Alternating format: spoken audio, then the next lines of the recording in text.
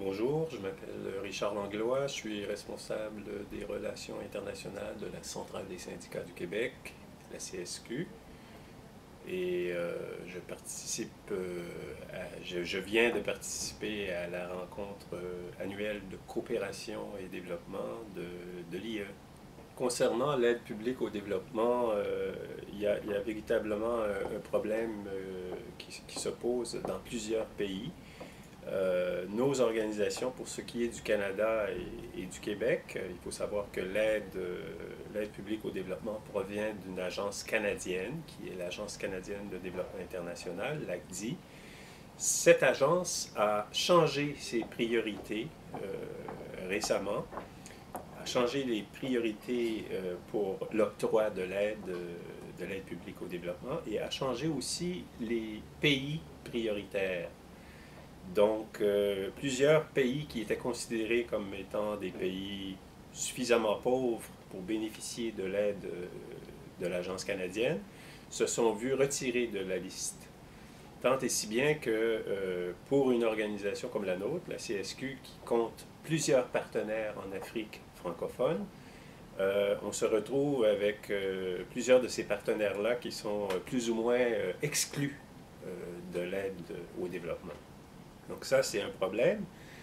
L'autre problème qui est assez grave, c'est qu'en changeant les priorités, l'ACDI nous dit à toute fin pratique que désormais, les projets qui seraient axés sur le plaidoyer auprès des gouvernements ou auprès des institutions, des projets qui seraient basés sur le respect des droits, les projets qui seraient basés sur le renforcement des capacités seront des projets qui risquent d'être refusés parce que ne correspondant plus aux nouvelles priorités qui sont axées plutôt sur la question de la santé, du bien-être alimentaire et la santé maternelle et des priorités de ce type-là qui sont bien sûr importantes, mais qui, selon nous, ne devraient pas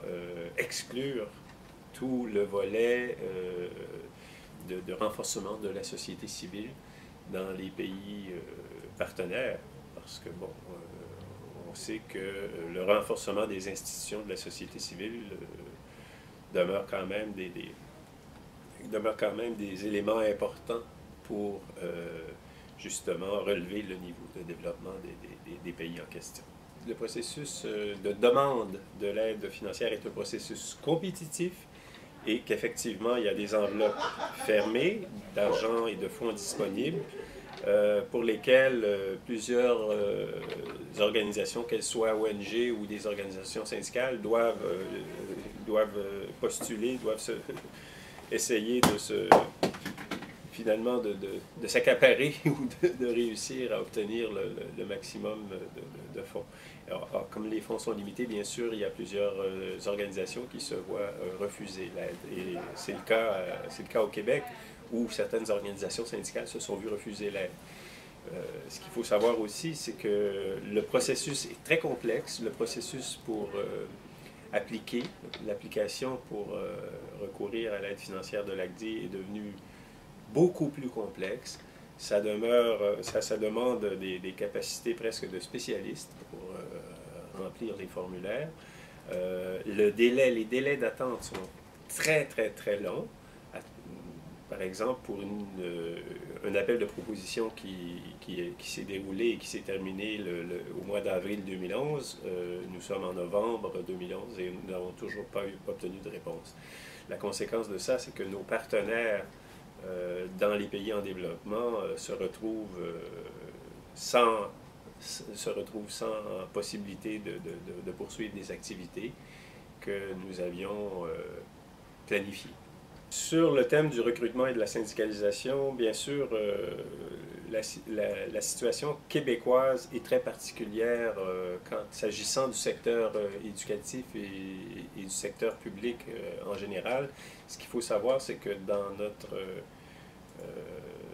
chez nous, 90 à 100% des effectifs sont syndiqués. Donc le taux de syndicalisation est extrêmement élevé. Il est presque universel dans le secteur public et dans le secteur éducatif. Donc pour nous, il n'y a pas ce problème qui est vécu dans plusieurs pays européens de réussir à atteindre un certain niveau de syndicalisation. Et là, je réfère plus à l'Europe de l'Ouest, parce qu'en Europe du Nord, les taux de syndicalisation sont aussi très élevés. Donc, nous n'avons pas comme tel de problème à ce niveau. Le taux de syndicalisation, comme je l'ai dit, étant très élevé. Cependant, ce que ça pose comme problème pour une organisation comme la nôtre, c'est plus un problème de perspective de croissance, parce que si on veut continuer de croître, on doit sortir de notre champ d'activité, puisque le secteur éducatif est totalement syndiqué. Donc, on doit sortir de notre champ d'activité, ou encore peut-être réussir à affilier des membres qui sont dans d'autres organisations, des enseignantes et des enseignants qui sont dans d'autres organisations, mais là, à ce moment-là, ben, on entre sur le terrain peut-être des querelles syndicales, intersyndicales, donc ce n'est pas nécessairement toujours la meilleure option.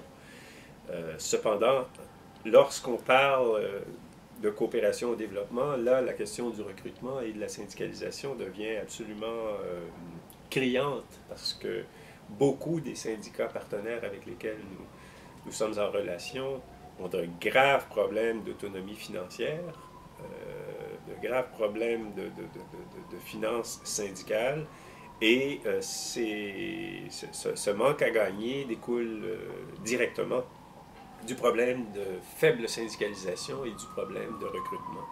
Il faut donc tout mettre en œuvre, et c'est ce que nous appliquons à faire par le biais des partenariats que nous développons avec plusieurs organisations, que ce soit au Congo, en Haïti ou ailleurs. C'est ce que nous appliquons à faire, c'est-à-dire d'essayer de voir avec le partenaire quels sont les moyens qu'on peut mettre en œuvre pour augmenter le recrutement, augmenter la syndicalisation, cependant, dans un environnement qui est parfois et même souvent très hostile, très difficile, parsemé d'embûches.